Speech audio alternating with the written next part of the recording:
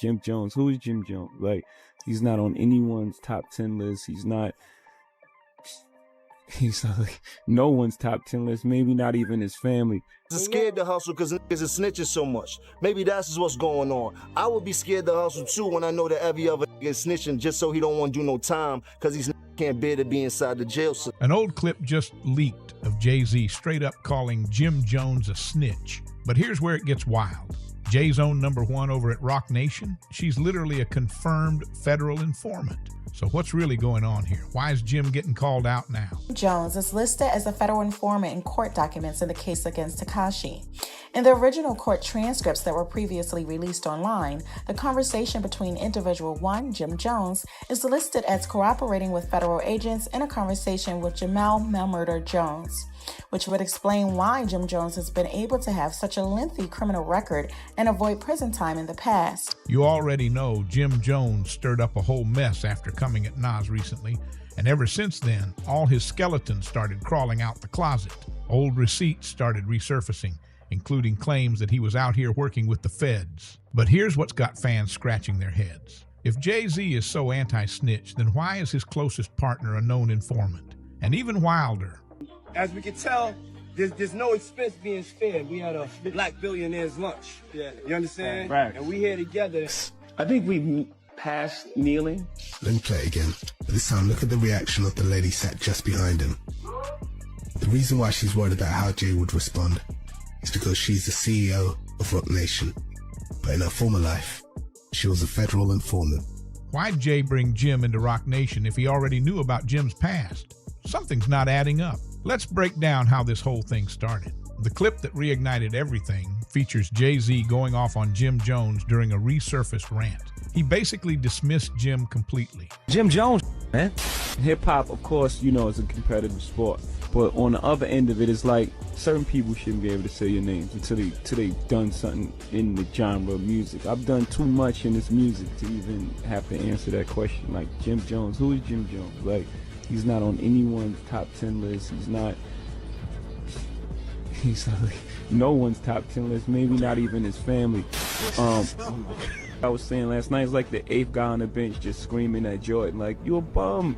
Like, you wanna be like the 9th guy on the bench. I'm not even worried about you. Said he's not even a real rapper and doesn't rank anywhere near his peers. Jay said Jim's place in the game had nothing to do with music, but something else entirely. So was Jay trying to warn us? Did he already know something shady was going on? And if Jay thought Jim was a fraud or even a snitch, why sign him? Why do business with him at all? Now let's get into the snitch rumors, because this has been circling for a while. But 50 Cent made sure nobody forgot. He brought it right back up with a savage Instagram post. Brooklyn rapper Tekashi 6ix9ine pleaded guilty to federal charges, admitting he participated in a violent gang. He also pledged to cooperate with prosecutors. The rapper, whose legal name is Daniel Hernandez, said he joined the 9 Trey Blood gang in the fall of 2017. He says he helped them try to kill a rival gang member last March. Prosecutors say the gang carried out acts of murder, robbery, and narcotics trafficking in Manhattan, the Bronx, and Brooklyn. The indictment also said each gang member was required to participate in at least 2 acts of racketeering conspiracy, which could include murder, robbery, extortion, or drug distribution. The plea deal could allow Hernandez leniency at sentencing. He was facing a mandatory 47-year prison sentence. Showing Jim standing next to Jay-Z, Diddy, Fat Joe, and others. The caption, LOL individual one calling the shots out here. I know you working, so please don't say gangsterish to me, individual one. That individual one tag had the internet going crazy. So what was 50 talking about? It all goes back to the Tekashi 6ix9ine case, when everything really started spiraling. While Tekashi was in court snitching on his whole 9 Trey Bloods crew, a wiretap phone call surfaced. In it, Jim Jones could allegedly be heard saying Tekashi wasn't part of the gang anymore and needed to get violated. That statement alone had people thinking Jim was plotting retaliation. He definitely humiliating Shawty right now, bro. Well, you got your picture up there next to the post. Like, when you go to YouTube and World Star, you got his picture next to this. Everything he say, you got a split screen with Shawty picture next to it. I said, this is crazy, son. But he's doing that to make K9 think he don't got no relationship with Boy. That's what he's trying to do. He trying to separate himself. That's cool, but now he gotta get violated. Yeah, super violated. Super duper. So ain't too much he can really do unless he gonna run around with 100 armed securities all day. You know what I'm saying? He gonna get shot at pay. He ain't getting enough money for that. That's a fact. And he just canceled all his shows. And he ain't a gang member no more. Nah, he ain't nothing. That's what Shotty needs to make sure he do. Nah, we tell that he's not a gang member no more. He kicked out the whip. He was never a gang member. Shotty need to expose. To make things worse, DJ Academics jumped on it too.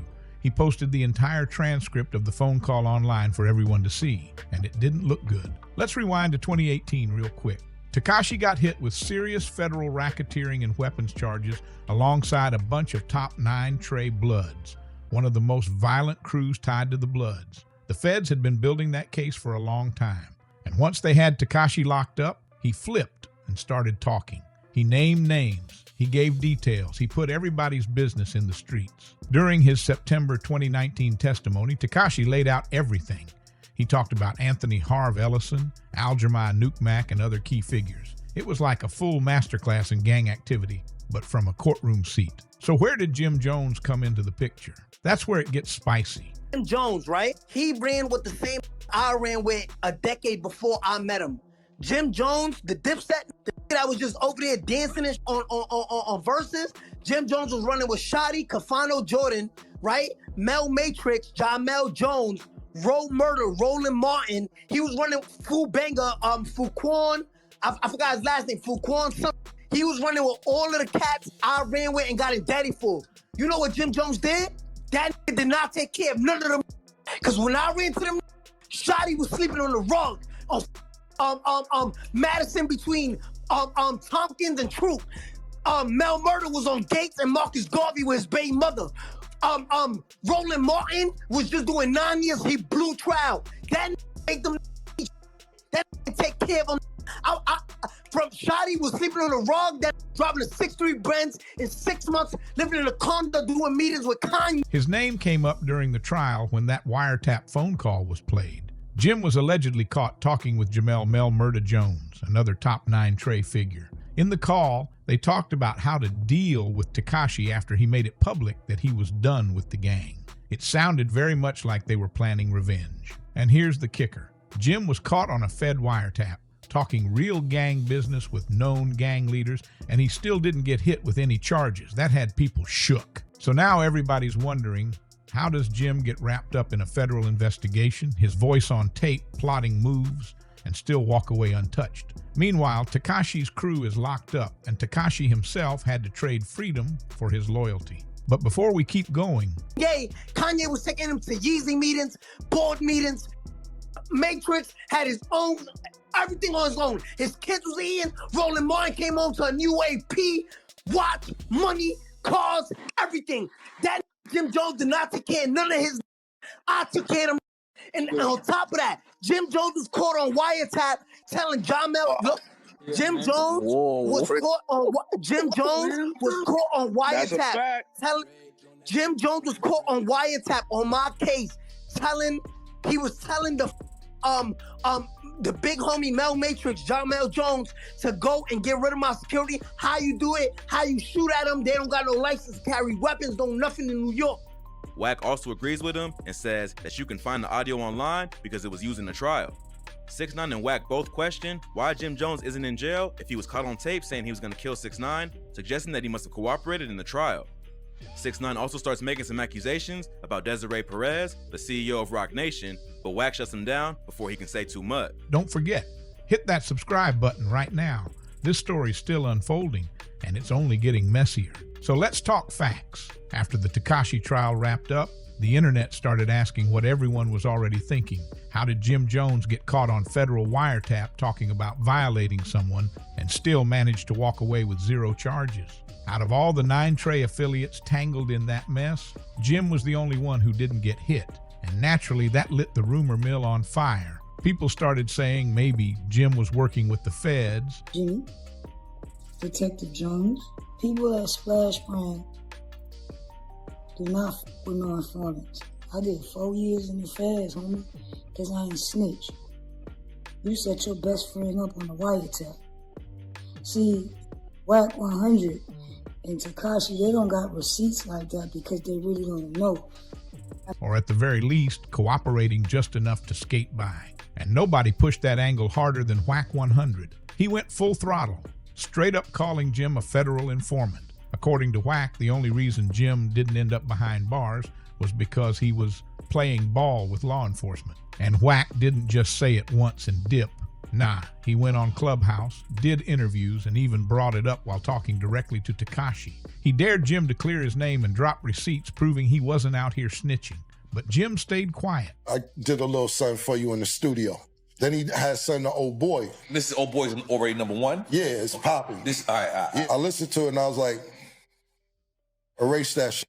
And the rumors just kept getting louder. Then it got even hotter. Jaja, a former Dipset member, jumped into the drama. She came through with more smoke, claiming she had receipts proving Jim set up his own friend Mel Murda. Now it was looking real personal. Now that you know where all these Jim's a snitch claims are coming from, let's bring it back to Jay-Z. Because to really understand why Jay might have lined Jim up for a public takedown.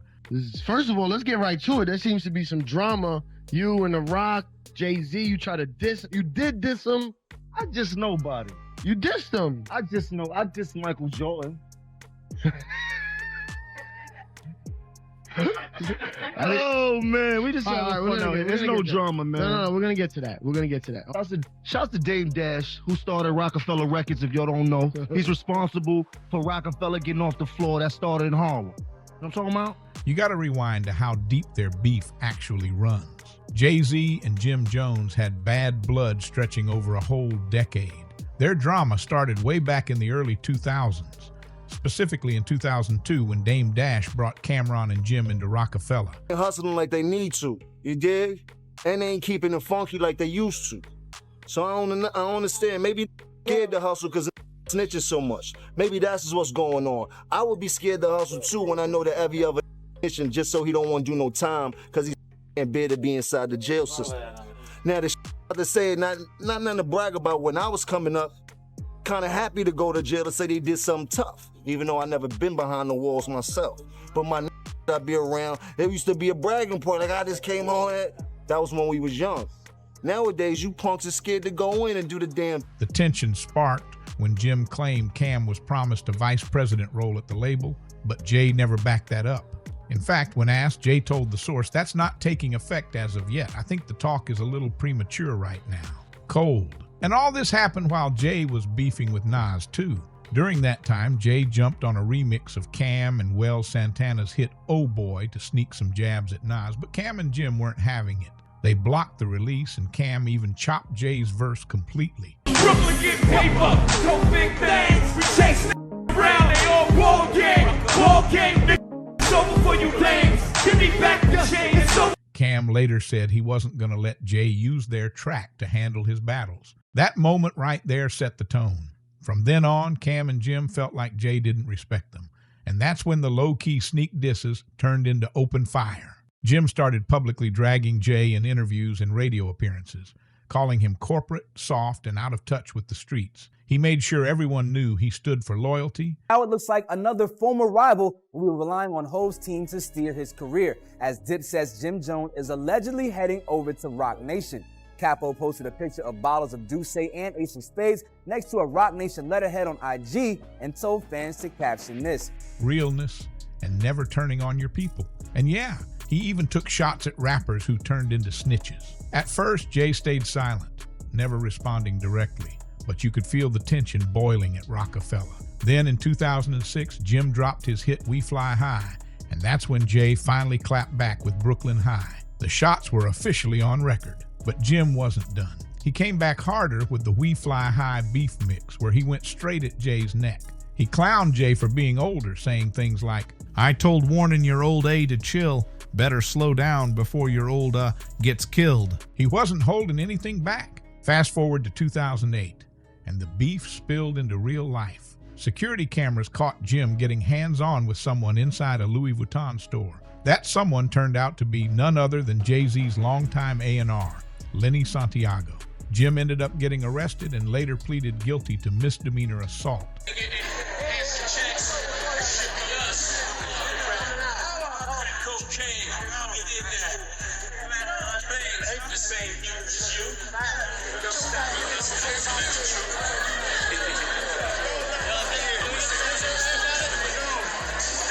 So now, with all this history between them, and Jim's name tangled up in snitching rumors, it's got fans thinking Jay's latest moves might not be so random after all. But before we wrap this up, comment below and let us know, whose side are you on? Team Jay or Team Jim? Hit that like, share, and subscribe, because this story, it's far from over. Now let's close this out with the final twist. Jay-Z never publicly addressed the Louis Vuitton store drama, but just a few months later, he shaded Jim in an XXL interview. Jay came for him hard, saying that songs like Na Na Na Na Na are exactly what's dragging the culture down. He didn't hold back either. He name-dropped Jim, saying, I mean like Jim Jones, for example. And I don't mean this because we never see eye to eye.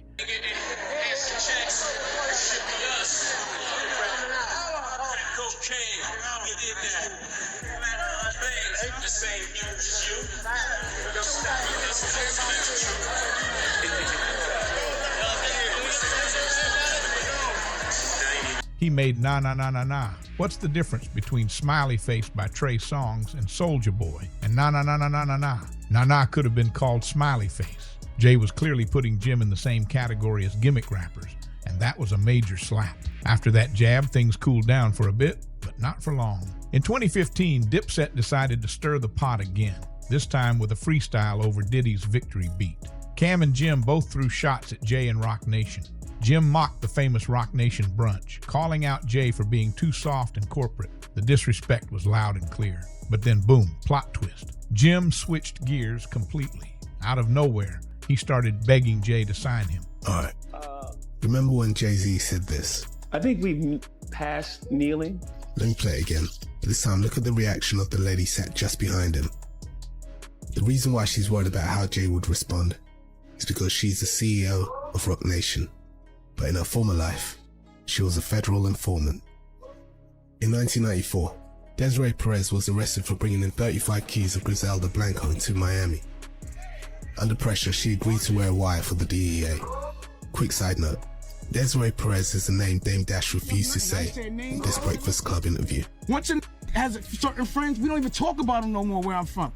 Now, around that same time, Jay-Z and Perez spearheaded Roc Nation's prison reform initiative with Meek Mill. I guess their hard work paid off, because on the 19th of January 2021, this list was released.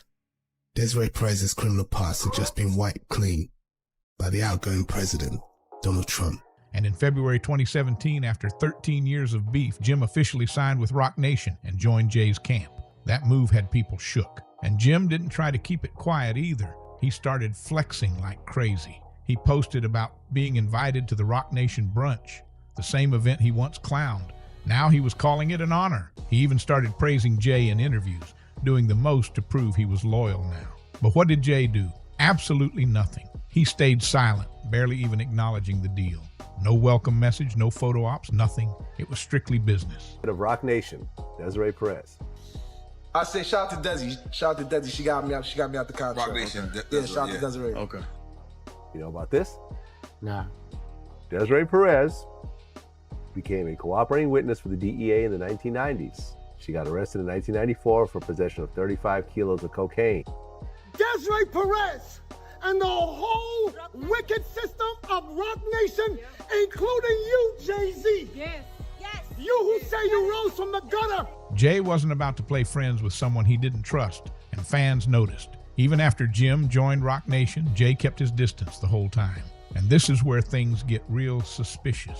Some folks say Jay didn't sign Jim out of peace, but out of strategy. Because if there's one thing Jay's known for, it's absorbing his rivals. Just look at the Lox, Fat Joe, J. Cole, Meek Mill. They all had some form of tension with Jay before eventually signing with Roc Nation. It's not about forgiveness, it's about control. So when Jim walked into Roc Nation, Jay may have seen it as a checkmate moment. Jim needed Jay to stay relevant, but Jay didn't need Jim at all. And when those wiretap clips resurfaced and Jim's name was back in the headlines, Jay kept that distance, protecting his brand at all costs. But now here's the twist no one saw coming. Jay's "I don't mess with snitches" persona, that might just be a front, because the president of Roc Nation, Desiree Perez, Jay's right hand, is a confirmed, documented federal informant. So if Jay is cool doing business with someone like her, why would he push Jim away over snitching rumors? That's when the whispers started. Maybe this was never about morals. Maybe it's all about power. Maybe Jay wasn't mad that Jim might have snitched. Maybe he was mad that Jim wasn't his snitch. And that opens the door to way more questions about what Roc Nation really stands for. So what do you think? Drop a comment below, Team Jay or Team Jim. Smash that like, share, and subscribe for more exclusives. We got way more coming.